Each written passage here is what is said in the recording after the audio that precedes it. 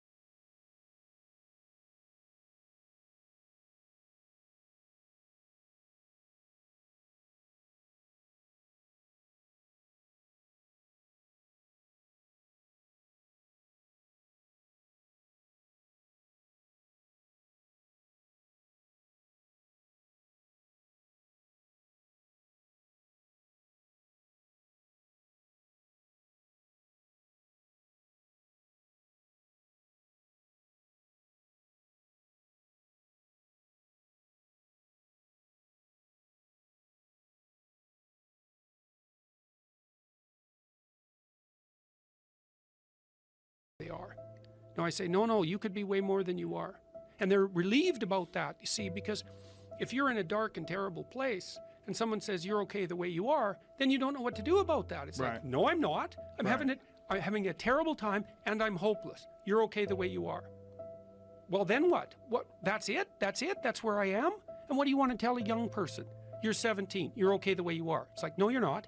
You got 60 years to be better, and you could be way better. You could be incomparably better across multiple dimensions. And in pursuing that better, that's where you'll find the meaning in your life. And that will give you the antidote to the suffering. People have asked me in my book why I wrote it as an antidote to chaos, you know, because, well, there isn't anything technically wrong with chaos. Chaos is a place of great potential. Well, the question is, what's the proper balance between chaos and order? Chaos, potential, and order. Well, the answer is, look, when you're a kid, you're all potential. It's chaotic potential. It can manifest itself in any number of ways. And maybe you don't want to give that up. So you're like Peter Pan. You want to be a kid forever because you don't want to give up the potential. And you look out in the world and all you see are Captain Hooks, who've lost a hand, who are chased by death because that's the clock in the crocodile. It's already got a taste of him. He's terrified by death and he's a tyrant. Well, I don't want to grow up to be that. So I won't be disciplined at all. Well, that's no good, because the way the potential transforms itself into actuality is through discipline. And so then as you said, this is the trick though. You have to pick a path of discipline. What path of discipline you have to pick is a different issue. So there could be a rule. The rule might not be follow this rule. The rule might be you have to follow some rules. So it's a meta rule. And the meta rule is you have to discipline yourself. And the issue is, well, how? That's not really the relevant question. You can pick a disciplinary path. That's why I often tell my clients, especially young people, they say, well, I don't know what to do. It's like, that's okay. Nobody does. Go do something. Do the best thing that you can think of. Put the best plan you have into practice. It's not going to be perfect, and it will change along the way. But it will change partly because you become disciplined pursuing the path. And as you become disciplined, you become wiser. And as you become wiser, you become able to formulate better and better plans. So you can start vaguely and confused and develop a plan that's not so great, and you start to implement it, and then you accrue incremental wisdom as you implement your flawed plan, and that enables you to fix the plan. And so that's part of that process of incremental self-improvement as well. You don't want someone else's fate. Man, your fate's enough, and your adventure's enough. It's plenty. It's more than you can ever fully realize. And so that's also part of the reason that we all believe that the individual has some intrinsic dignity. It's don't be so sure that your position and your room is so damn trivial. It might be your attitude towards it that's trivial. And if you're in dire straits and dire circumstances, just look at how much opportunity you have to make things better. Compare yourself to who you were yesterday and not to who someone else is today. The same basic idea, right, is that you have to get your markers for success right, because otherwise you can end up in the situation you described, which is that, like, there's always people out there who are doing far better than you on pretty much anything you want to imagine. And if all you're doing is seeing yourself in their reflected light, let's say, then it's going to be pretty damn dismal. But it's not a good comparison, because you shouldn't just compare. Well, first of all, there's danger in just comparing yourself to others, period, because they're not you, and God only knows what struggles they had to undertake to get to where they were, or what burdens they're currently carrying that you're not aware of. You just don't know any of that. But you can certainly contrast yourself with yourself. And that's a lot better. It is the only way. Well, it's also the only way of really measuring anything approximating proper improvement. You can actually tell when you're a little better than you were yesterday. Right. So, and you can actually do that. That's another thing that's so interesting about it, is that you can actually make yourself a little better in some way, pretty much. Well, I don't know if it's at every moment, but you can certainly do it every day. It's funny. I mean, obviously, if you have a problem and you think about it, you can think up a solution. And it's not obvious how you do that. I mean, it's not like how you're manipulating your neurons or something. Mm-hmm. It happens of its own accord in some sense, like you can participate in it, I guess, and you can interfere with it, and it seems to take a certain amount of willpower, but it still all happens mysteriously behind the scenes. Let's say you want to become who you could be in the fullest sense. So let's say you're someone who's going to solve some serious problems. Okay, the first thing you have to do is admit to the seriousness of the problems. That's no joke. And so the first thing is just the terror of the problem itself. And that's enough to paralyze you, right? And that's the Hydra, that's the Gorgon with the head of snakes. It'll paralyze you and turn you to stone. That's the basilisk in the Harry Potter series. Mm-hmm. You look at it and it turns you to stone and lurks underneath everything, right? And it's malevolence and tragedy. And so there's that. And then the next is, well, you're going to take responsibility for that? You're really going to do that, are you? That's a hell of a load, man. And so it's daunting to even consider that. And then there's the discipline and responsibility that necessitates, which is also daunting. It's like, oh my God, the problem's that serious. I'm really going to have to get my act together in order to not contribute to it, much less solve it. And so the problem is terrible. And then the solution is daunting. But But the upside of that is like, well, there isn't anything better to have than a problem that's worth solving, like that's really worth solving, right? And so the more of that you take on, the more you have a reason to get out of bed in the morning, no matter what. Like, I'm getting up, I'm trudging forward. Doesn't matter what I'm suffering from, I've got things that need to be done. They're necessary. And that gives you that sense of purpose that is the antidote to bitterness. Okay, well, let's say you want your life to be meaningful. It's like, okay, then what you do matters. It actually matters. Or how starting to clean up the room changed their life. That's quite fun because it's something I always tell people to do instead of going out and protesting. Jesus, I just can't stand that. Cleaning up the room? Yeah. Meaning? Well, my sense is that if you want to change the world, you start from yourself and work outward because you build your competence that way. It's like, I don't know how you can go out and protest the structure of the entire economic system if you can't keep your room organized. Well, I made a video call, which was called Message to Millennials, where it was called How to Change the World Properly. A bit of on the pretentious side, I suppose, but I was trying to produce something that was a counterposition to this idea that what you should do is go out and fix up other people. You know, that's just not right. And there's a New Testament line about that, something about, you know, not worrying too much about the log in your neighbor's eye, or about the speck in your neighbor's eye when you have a log in your eye. What would the world be like if people stopped avoiding the things they knew they should do?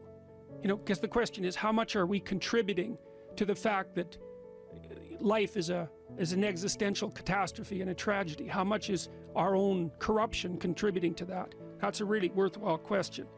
The things you leave undone because you're angry, you're resentful, you're lazy, you have inertia. Well, you consult your conscience and it says, well, you know, that place over there could use a little work. It's the same as working on yourself, and so you clean that up because you can, and then things are a little clearer around you, and you're a little better off because you've practiced a bit, and so you're a little stronger, and then something else manifests itself and says, well, maybe you could like take a crack at fixing me up too.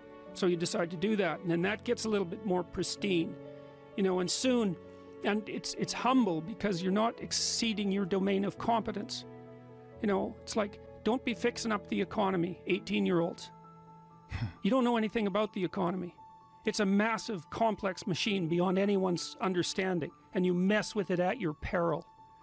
So, and can you even clean up your own room? No. Well, you should think about that. You should think about that. What could you do to improve yourself? Well, let's step one step backwards. The first question might be, why should you even bother improving yourself? And I think the answer to that is something like, so you don't suffer any more stupidly than you have to. And maybe so others don't have to either. It's something like that. You know, like there's a real injunction at the bottom of it. It's not some casual self-help doctrine. It's that if you don't organize yourself properly, you'll pay for it, and in a big way, and so will the people around you. Now, and you could say, well, I don't care about that, but that's actually not true. You actually do care about that, because if you're in pain, you will care about it. And so you do care about it, even if it's just that negative way, you know. It's very rare that you can find someone who's in excruciating pain who would ever say, well, it would be no better if I was out of this. It's sort of, pain is one of those things that brings the idea that it would be better if it didn't exist along with it. It's incontrovertible. So you get your act together so that there isn't any more stupid pain around you than necessary. Well, so then the question might be, well, how would you go about getting your act together? And the answer to that, and this is a phenomenological idea too, it's something like, look around for something that bothers you and see if you can fix it. So now you think, well, let's say you go into you can do this in a room. It's quite fun to do it just when you're sitting in a room, like a room, maybe your bedroom. You can sit there and just sort of meditate on it and think, okay, if I wanted to spend 10 minutes making this room better, what would I have to do? And you have to ask yourself that, right? It's not a command, it's like a genuine question. And things will pop out in the room that you know, like there's a stack of papers over there that's kind of bugging you, and you know that maybe little order there would be a good thing, and you know you haven't, there's some rubbish behind your computer monitor that you haven't attended to for like 6 months, and the room would be slightly better if it was a little less dusty and the cables weren't all tangled up the same way. And like if you allow yourself just to consider the expanse in which you exist at that moment, there'll be all sorts of things that'll pop out in it that you could just fix. And you know, I might say, well, if you were coming to see me for psychotherapy, the easiest thing for us to do first would just be to get you to organize your room. You think, well, is that psychotherapy? And the answer is, well, it depends on how you conceive the limits of your being. And I would say, start where you can start. You know, if something announces itself to you, which is a strange way of thinking about it, as in need of repair, that you could repair, then, hey, fix it. You fix 100 things like that, your life will be a lot different. You know, I often tell people too, fix the things you repeat every day, because people tend to think of those as trivial, right?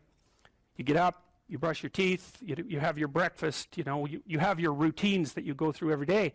Well, those probably constitute 50% of your life. And people think, well, they're mundane, I don't need to pay attention to them. It's like, no, that's exactly wrong.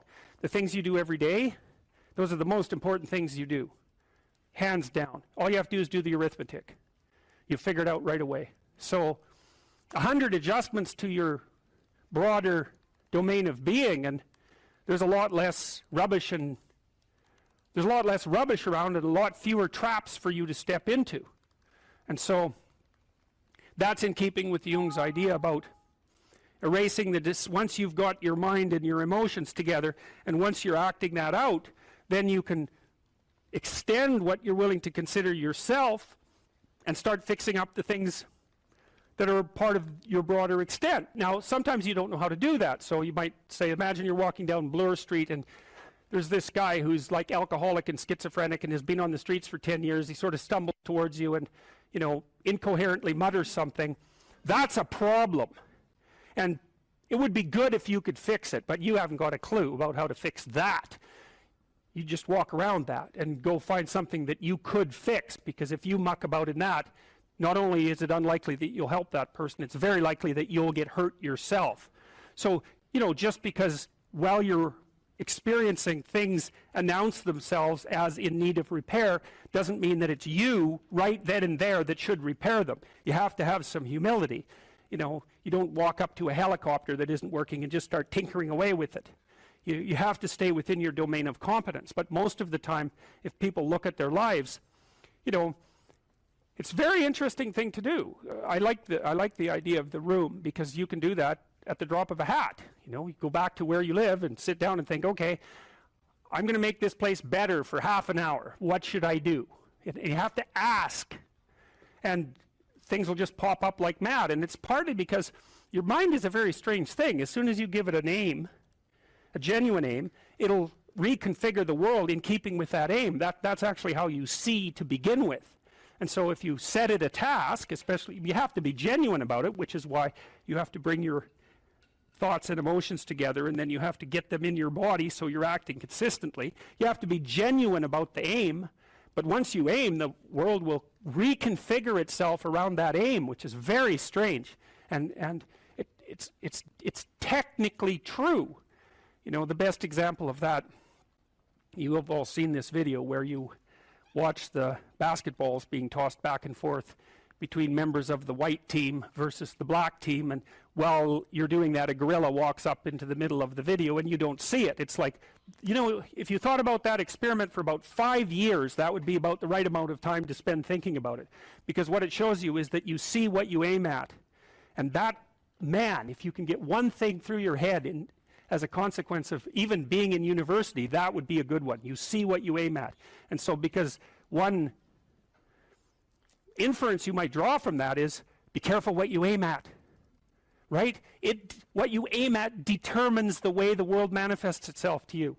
And so if the world is manifesting itself in a very negative way, one thing to ask is, are you aiming at the right thing? Now, you know, I'm not trying to reduce everybody's problems to an improper aim. People get cut off at the knees for all sorts of reasons. You know, they get sick, they have accidents.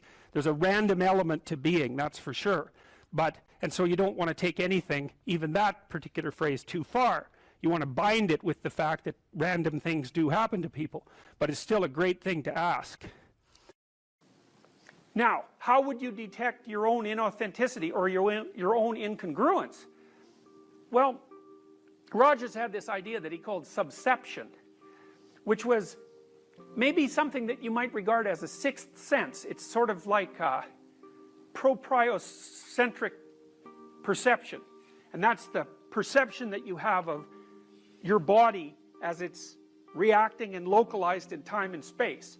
And so it's sort of like touch, the feeling, but it's your sense of how you're reacting internally and where you are. And a lot of that is subserved by the autonomic nervous system, which is reporting to you about various states of being in your body.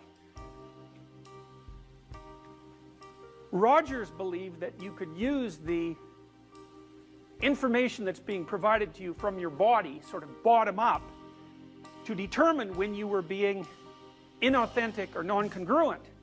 And I've thought about this for a long time and tried to sort it out in a practical manner, and what I've concluded is this. You can try this for a couple of weeks. It's an extremely interesting exercise. So you sort of have to detach yourself from your thoughts and what you say. So you got to assume, you start by assuming that what you say and what you think is not necessarily you. And of course that's just the case, because a lot of what you think, in fact most of what you think and most of what you say, are the opinions of other people. They're things you've read or things people have told you, and you know, that's a benefit in some ways, because you get all those thoughts that other people have spent a long time formulating, but it's a disadvantage in that it's not exactly you. Okay, so you detach yourself from that. You're no longer your thoughts or the things that you say, or maybe you're no longer all of them. And now what you're going to try to find out is which of your thoughts and things that you say are you, and maybe so you can not utilize the rest, or maybe so that you can correct the rest, because they're not representative of yourself as an integrated being. They don't take everything into account. My sense has been that you can tell when you're saying something that's not authentic by feeling out whether or not it makes you weak or strong. Now, you know, sometimes when you're conversing with people, you can say something that embarrasses yourself. Now, Nietzsche said, for example, everyone has perjured themselves at least once in the attempt to maintain their good name. Something like that. It's not an exact quote, but I've got the gist of it right. So maybe you're saying things to impress someone, or you're saying things to remain part of your political group or your social group or whatever, or maybe you have attributes, personal attributes, that might be positive, that you're ashamed of, and so you're not going to speak about them. So there's a falseness about your self-representation. Watch for 2 weeks and see. Make a rule that if you start to say something and it makes you feel weak, it's hard to describe exactly what that means. To me, what it means is that I can feel things coming apart sort of in my midsection, so I think it's an autonomic phenomena, and the subjective sense is of falsehood. It's like I've just stepped off the solid ground and onto something that doesn't support me well, and it feels like a self-betrayal. So that's existential inauthenticity. You can feel it right away. And then the rule is, shut up if that happens. Stop talking. And then feel around and see if you can find some words that you can say in that situation that don't produce that sensation. And it's like, you see this played out in different forms of drama. So there's a scene in The Lord of the Rings, for example, where I believe it's Gollum and Bilbo. It's The Lord of the Rings. It's Bilbo. It's The Lord of the Rings, not The Hobbit, because The Hobbit's Frodo, right? So it's Bilbo. Have I got it wrong? It's the other way around? Okay, so Gollum and Frodo, yes, are going across this swamp, and the swamp is essentially full of dead souls, and they have to step very carefully in order to not fall off the track, and the stones are sort of hidden underneath the surface. And the implication there is that in order to follow a trail properly, you have to pick your ground very carefully, and you have to test it to see if it's solid, or you'll slip off into this, well, essentially what it is chaos. You'll slip off into chaos. And that's a dramatic representation of what I'm suggesting to you. It's like all you have to do is notice, and you have to pay attention. And so to some degree what you're doing, in fact, is you're making your capacity to pay attention superordinate to your capacity to think and to speak. Because you might ask yourself, well, exactly what are you? Well, I said you can identify yourself with your intellect, and that's very, very common. It's sort of like the worst sin of intelligent people. But that isn't all you are. And there are lots of reasons for making the assumption that attention is a higher order function than intellect. Because attention is what teaches intellect. So if you pay very, very careful attention to what you say without having the automatic, without bringing the automatic assumption that what you say is you to bear on the conversation, and then also to feel like you have to defend it once you say it, you'll find very rapidly that very much of what you think and say has absolutely nothing to do with you. It's just, it's the dead souls that are in that little scene that I described to you, sort of manifesting themselves in your head. They're dead ideas that other people have created, and some of them might be applicable to you, you know. You might have the right to them, so to speak, but lots of them won't, and you're using the words as camouflage or self-defense or as an attempt to attain status in a status hierarchy or to make yourself look smarter than you are, or there's all sorts of reasons, or to hide what you think from other people. I see this in undergraduate essays all the time. So, because the essays are full of cliches, and you know, it's not all that obvious why a cliche is a bad thing, but a cliche is a bad thing in the same way that being possessed by the dead is a bad thing. It's like a cliche isn't you. It's something else. It's like the crowd. It's like the other. It's not living. It has nothing to do with you. And part of the reason that students use cliches is because it's easier than using your own genuine creative formulation.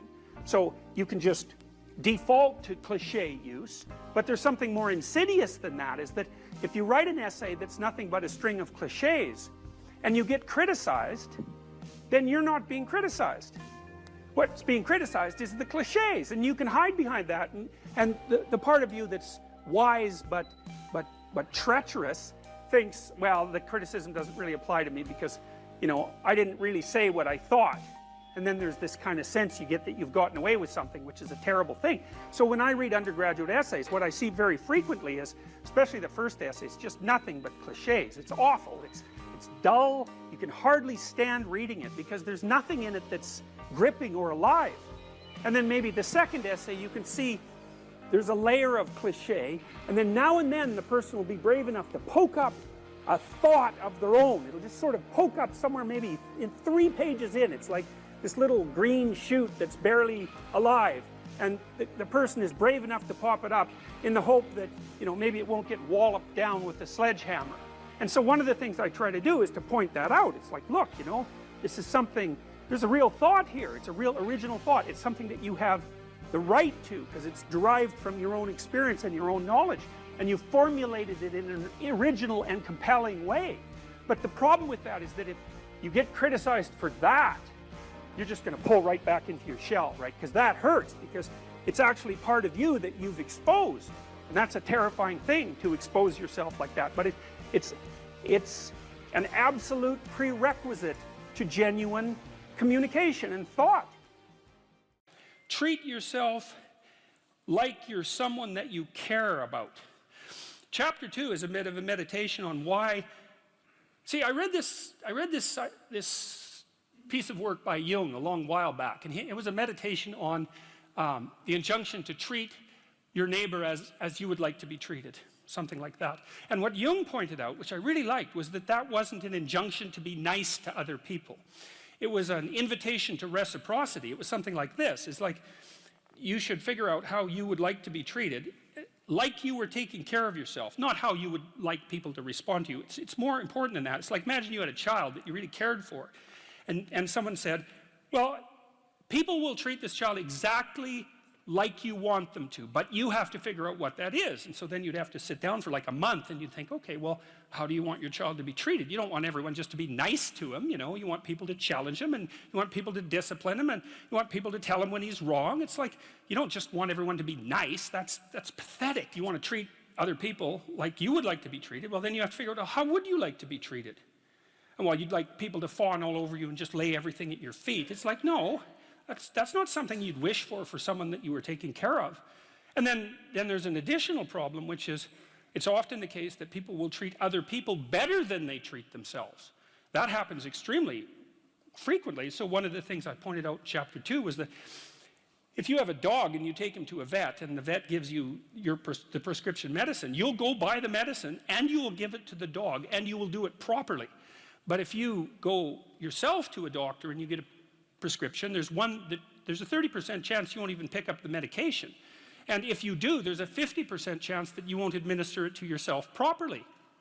And so I really thought about that. When I first came across that statistic, it was another one of those little facts. I thought, what the hell's up with that? It's like, you'll do it for your dog, so obviously you'll do it for something you care about, and you're conscientious enough so you'll actually do it. So like, why wouldn't you do it for you? Your dog likes you, even your dog would rather that you did, but you don't. And it's actually one of the reasons that modern medicine doesn't work nearly as well as it could, because people just don't take their medication. And it's not only because they don't take care of themselves. There's some skepticism about doctors, but you could be just as skeptical about the vet. So it's a deep meditation, I would say, and it's what I've done with these rules is they're very simple rules, and they're kind of comical and tongue-in-cheek in some ways, but what I've tried to do is like pull them apart and show what's underneath them, and to go down as deep as I possibly can. And in Rule 2, it's a bit of a meditation on why people don't like themselves very much. And I think there's two reasons, really, and one is that we're fragile and damageable and imperfect in multiple dimensions all the time, and that often just gets worse. Lots of things get worse as you get old, for example. So it's not necessarily that easy for a self-conscious being who's extraordinarily aware of his or her own fragility, but not just fragility, foolishness and errors, like you know yourself better than anyone else knows you, and you might have a certain amount of dislike for someone you know because of something they did, but you know everything you did. Jesus, that's a drag, man. You have to carry that along behind. It's like, really, I did that, And then, so there's that. It's like you're weak and kind of useless and prone to temptation, and all those things. That just shouldn't be that way. And then you're also capable of pretty vicious acts of malevolence. And so you also know that about yourself. And so it's a real existential question for people. It's like, why the hell should you take care of something as sorry and wretched as you are? And that's really what the chapter is about. It's because the answer in the chapter is, you're, first of all, yes, you're pretty useless and terrible, but so is everyone else. And that's actually an existential problem, right? And what I mean by that, it's a problem that every human being has always had and always will. So it's not just you, it's a universal problem. And that there's an answer to that. And one of them is to, what is it to say? Love the sinner but hate the sin. It's something like that, is that despite the fact that you're not all that you could be, the proper attitude to have towards yourself is the attitude that you would have towards someone that you genuinely cared for. And that it's incumbent on you to act as if you genuinely care for yourself, just like you would act towards someone that you actually cared about, some other person. And so it's a reversal in some sense of the golden rule, right? And it's a discussion of why that's necessary. And also, more than that, it's a discussion of why you have a moral obligation to do that. It's not just that you should because it would be better for you. You actually have a moral obligation to do that, I think, because you make the world a much better place, much worse place if you don't take care of yourself. So you should bloody well take care of yourself. It's partly because you have something valuable to bring into the world. That's the thing about being an individual. It's the thing that Western civilization has always recognized, that as an individual, you have a light that you have to bring into the world, and that if you don't bring it into the world is a dimmer place, and that's a bad thing, because when the world is a dim place, it can get very, very, very dark. And so it's necessary, not just so that you feel better, not just so that you're a #1 lobster, none of those things. You need to take care of yourself because you're in the best position to do that. And it's necessary for you to take care of yourself. Despite the fact that we're mortal and vulnerable and self-conscious and capable, not only capable of doing terrible things, but actually do them. Despite all that, you still have that responsibility. And so I wanted to hit the question as hard as I can to try to figure out, well, why people are contemptuous of themselves. And there's plenty of reason, that's for sure. But the reasons do not justify the mistreatment of yourself. It's as simple as that. It's not a good strategy. If you're hungry and you eat, well, that's good, but it's over, and then you're on to the next thing, right? It's not exactly sustaining, it's just necessary. That's called consummatory reward, by the way. This other reward system is incentive reward. And the incentive reward system works on dopamine, this neurochemical dopamine, which is also the neurochemical tracks that opiates and cocaine and amphetamines, the drugs that people really like to abuse, alcohol often for some people, activate. And so you might say if you don't have enough meaning in your life, then you're more prone to addiction. And that's definitely the case, even with rats. If you take a rat and you put him in a cage by himself and he has nothing to do, and then you give him access to cocaine, he'll get addicted to the point where he won't do anything but take cocaine. But if you throw the rat back in with a bunch of other rats and he gets to do rat things, then it's very hard to get him addicted to cocaine. And so the purposeless rat is prone to addiction. Well, it's the same with human beings. Now, here's a corollary to that, which is really cool. So the magnitude of the reward you experience as you're moving towards a goal is proportionate to the importance of the goal. So that means the more important the goal you pick, the more possibility there is for the kind of reward, let's say, it's really a state of being that is life-affirming, and it is directly life-affirming in that, you know, like if you're in a football game and it's an important football game and maybe you break a finger, and you know, normally that's a problem. It hurts and you're going to stop doing whatever you're doing. But if you're right in the middle of the game, then you'll be so amped up on this reward system that it's analgesic. It stops the pain. It also suppresses anxiety. So if you have a purpose, then it's analgesic. It takes some of the pain out of life. It's very positive in that it motivates and energizes you and focuses you and makes you able to remember and pay attention. And it quells fear. And so those things are all direct. And so then you might think, well, what's the best possible goal? Well, and that's the purpose, I would say, of religious training and philosophical training. It's like, just what the hell are you doing in the world? You have to treat yourself like you matter. Because if you don't, then you don't take care of yourself, and you become vengeful and cruel, and you take it out on people around you, and you're not a positive force. None of that's good. So you suffer more, and so does everyone around you. And there's a malevolence that enters into it. None of that's good. So that's what happens if you don't treat yourself like you matter. And then, well, what happens if you don't treat other people like they matter? Well, you lie to them, you cheat them, you steal, you enter into impulsive relationships with them. They can't trust you. That doesn't go anywhere. They don't like you. You end up alone at best, and maybe like incarcerated at worst. Like, that doesn't work. And so you watch the people around you who thrive, regardless of what they say. They act out the proposition that everyone matters. And then you have a functional society. And I think, okay, well, if when you act out the proposition that everyone matters, you have a functional society, maybe that's evidence that that proposition is true. It's like, I think it's tell true. people that they're okay the way they are. No, I say, no, you could be way more than you are. And they're relieved about that, you see, because if you're in a dark and terrible place and someone says you're okay the way you are, then you don't know what to do about that. It's like, no, I'm not. I'm having a terrible time and I'm hopeless. You're okay the way you are. Well, then what? That's it? That's where I am? And what do you want to tell a young person? You're 17. You're okay the way you are. It's like, no, you're not.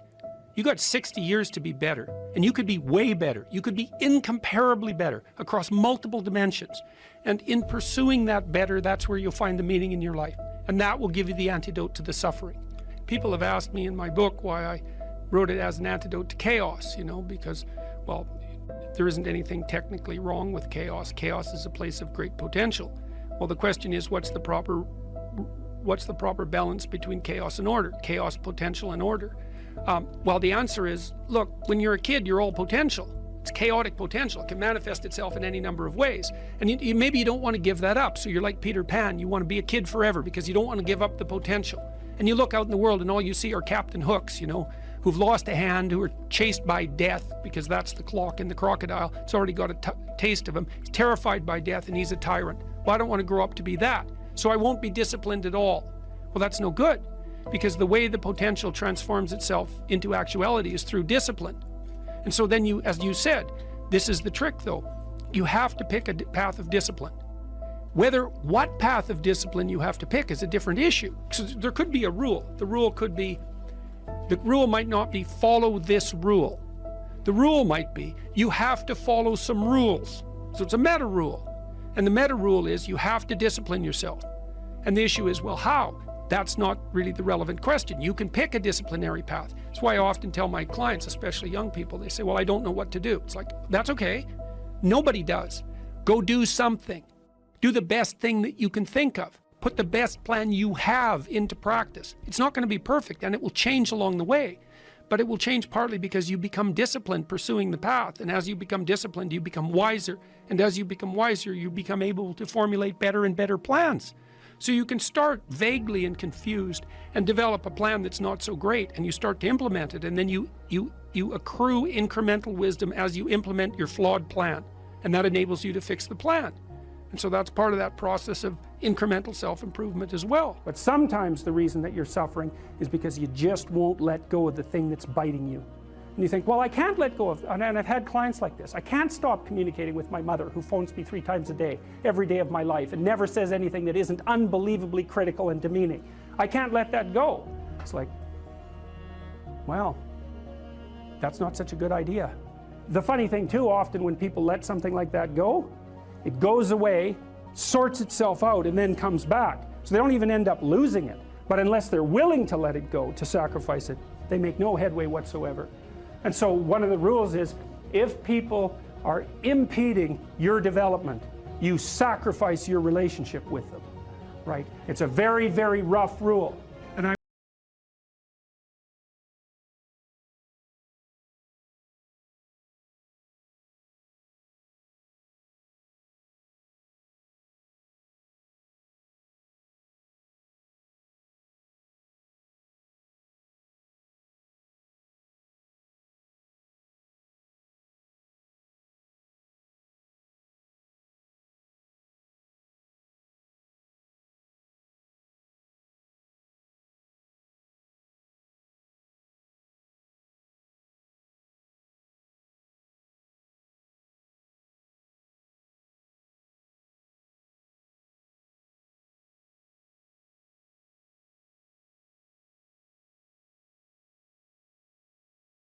a matter of fact, because you're going to face those things too. And you're going to face that when you face your own malevolence, which you will, and you're going to face that when you face the malevolence of others, including the mob. And some of that's just death and tragedy, and some of it is something far darker and deeper than that. And so, yeah, you face that. And so that's kind of interesting. And yet it's possible that you could confront that and still do good in the deepest sense. What's real?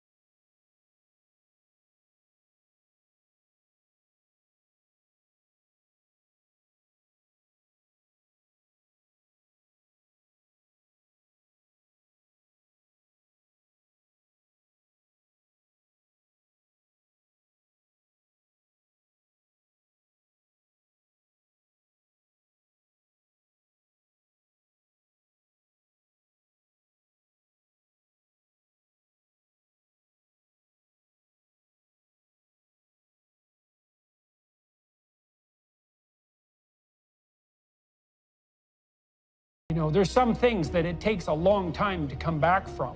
Like, I've watched people in my clinical practice try to walk back from significant moral errors. It is not that easy. You know, there's that Catholic doctrine that you can be saved and redeemed no matter what your sin. It's like, that's true, but that doesn't mean you don't have to face the consequences of what you've done. And like, if you want to repent and you've done something seriously wrong, so much of you has to change, that it's almost like you have to die in order to be reborn. So Anyways, for those who are listening, that's another reason why you should try to step forward carefully in your life, you know, because you will be called to attend for your misbehavior, and it will occur during a period of crisis. And if you're a mess and a deceitful mess, you're going to find yourself in trouble so profound you can barely imagine it. You can have what you want in 5 years, but there's 2 conditions. You have to know what it is, and you have to aim at it. Okay, so let's say you're willing to play that game. Might be wrong, because who knows, you're going to get run over by a bus tomorrow, but you know, you're going to play the game. Okay, now the next step is, all right, you probably want to have an intimate relationship. Now maybe not, but probably, but assuming you do, imagine, pretend like you're a kid. You get to have an intimate relationship. What does it look like? What does it look like when your wife greets you when you come home from work? What does your sex life look like, right? What do you do for entertainment? How do you treat each other? You need a fantasy, just like a little kid playing house, right? Figure out what you want, write it down, figure out what you could do to start moving towards that, okay? Do that with your family relationships. Do that with your friendships. Do that with your career. Do that with your education. Think about your misuse of alcohol and drugs and other things that might drag you down. If you want to drink, it's like, you want to be a bumbling Barney Gumble idiot? Like, you want to drink? Okay, what do you mean by that exactly? How often? How much is too much? How are you going to constrain that, and why? Develop a vision, and you have to do that in dialogue with yourself, right? It's like, if I could have what I wanted, what would satisfy me? And you might think, well, I could never get that. And I could say, well, maybe not, but I'll tell you one thing, man. You can move towards it. And I know that everyone who knows the underlying neuroscience knows this. Almost all the pleasure is in the moving toward. So even, you know, you don't want to set up a goal that's so high that there's just no possibility that a schlub like you could ever manage it. But God only knows what your upper limit is, you know. But if you set up a goal that you think is, you know, just on the edge of conceivability, then every time you move even a tiny bit towards that, you're going to think, good work, man, good work. You get a little kick from that. You get a little stronger from that. And that works like a charm. Yeah, you bet. You bet. An end of aimlessness. The end of aimlessness. That's the desert in Exodus, eh? When the Egyptians leave the Pharaoh, they leave tyranny, right? And everybody thinks, oh my God, we're out of tyranny. Now it's freedom. Everything's great. That isn't what happens. They go into the desert. They're aimless. They're slaves. They have no capacity for self-governance. They have no vision of their own. They leave the tyranny, and now they're somewhere worse. They're out in the aimless desert. And part of the reason people like tyranny, even their own, is because they don't want to be aimless in the desert. It's why some people go back to prison. Absolutely. Absolutely. It's why after the Soviet Union collapsed, it's why so much of the population was nostalgic for Stalin. You bet. It's also why Lot's right. There's a story of Lot's wife when Sodom and Gomorrah are destroyed. She looks back. God turns her into a pillar of salt, right? You don't look back. When you escape somewhere terrible, you don't look back and long to be there. But it means you have to develop a new vision. Here's another rule. This is a terrifying rule. If you don't provide yourself with direction, you will take direction from a tyrant. Right. So, and you might say, well, why should I take responsibility? You asked that, you know, it's like, I'm afraid of my own goals because of the responsibility. It's like, well, you're either going to be responsible to yourself, or you're going to be responsible to a tyrant, or you're going to be absolutely lost. That's your option set. Right. That's it. Yeah, bet. Pick one: tyranny, slavery, or something approximating visionary self-determination.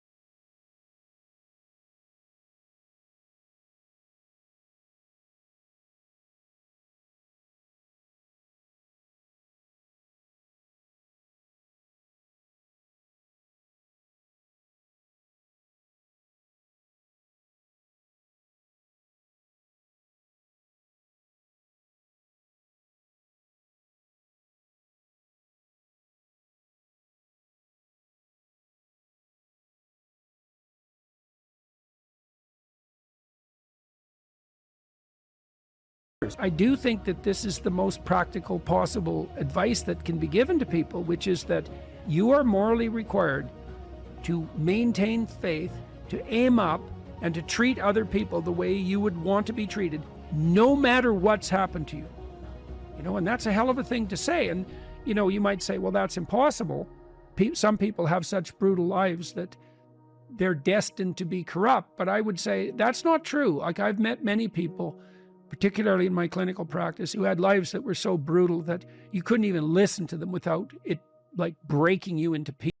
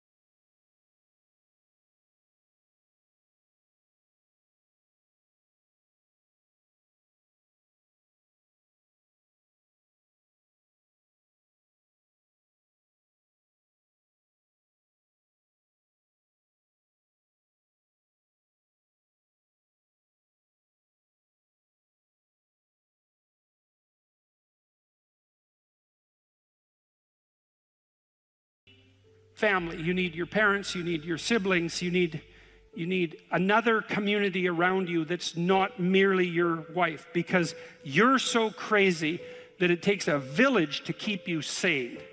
And so, and then surrounding that more intimate web of kinship, you need friends. And friends keep you sane. Well, how? Well, you have to act in a manner that makes them want to be around you to have friends. And that means that to maintain your friendships, you have to be saner than you really are, right? They have to be able to enjoy their time with you. If you practice forthright and voluntary exposure to that which terrifies and dismays you, it transforms you. And we really know this as psychologists. We even know there's more and more evidence suggesting, for example, that if you imagine you adopt this attitude of voluntary confrontation, that changes you psychophysiologically. So much of the biochemistry of motivation and emotion is transformed when you take a stressor which could be oppressive and paralyze you and cause you to withdraw, and you reverse that and you decide to advance.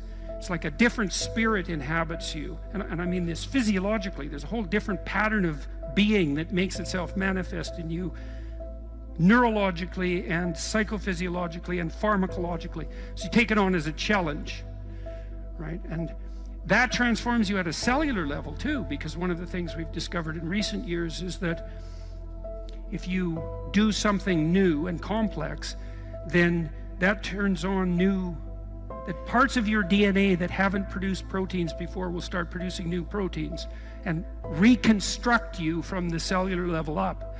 So it's a deep transformation. We have no idea how deep. And again, you could ask yourself, if you didn't withdraw in fear from anything from everything that life threw at you, who could you become? And I would say that's the central religious question in some real deep sense. Are more things thrown at us than we can manage? Well, that's a tricky question, because pretty dreadful things are thrown our way. And you might say, well, that just presents an insuperable barrier to progress. That's not very helpful, because you're alive, here you are, you got these problems to contend with, and if it's an impossible task, then how could you be anything but hopeless and desperate? But then you think, well, wait a second, how would things transform if I took this on as a voluntary adventure, regardless of its scope? And the scope would include unjust suffering, death, and hell. And that's not just some religious or metaphysical vision. It's like, no, you're actually going to have to contend with that in your life, in whatever way those things make themselves manifest to you personally. That's coming, man. And so maybe you better get prepared. And then the question might be, well, what would happen if you got prepared? And the answer might be, you'd be prepared. And I think the religious enterprise in its deepest sense is that process of preparation. And you might want to even push that a bit farther. You might say, well, not only do you want to get prepared for what's coming your way, but you want to be so prepared that when it comes your way, that it doesn't make you bitter and resentful and tempted by the desire to walk the path that would make all of that even worse. And so you might say, well, if you could really face up to what you need to face up to, not only could you turn yourself into someone that could bear the catastrophe of life and exposure to hell, but maybe you could turn yourself into someone who would still do good even while facing those things. And that's a pretty noble goal.